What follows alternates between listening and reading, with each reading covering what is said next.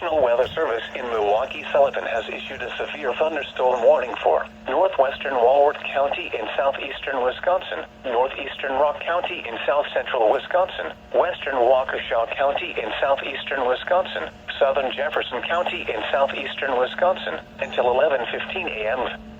At 10:36 a.m., severe thunderstorms were located along a line extending from near Fort Atkinson to 7 miles north of Delavan, moving northeast at 40 miles an hour.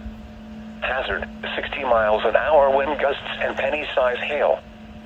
Source, radar indicated. Impact, expects damage to roofs, siding, and trees. Locations impacted include Whitewater, Fort Atkinson, Jefferson, Muckwonago, Delafield, East Troy, Wales, Waukesha Lake, Oconomowoc, Ottawa, Dousman, North Prairie, Palmyra, Lac La Belle, Potter Lake, Lake Koshkonong, Axonia, Rome, LaGrange, and Eagle.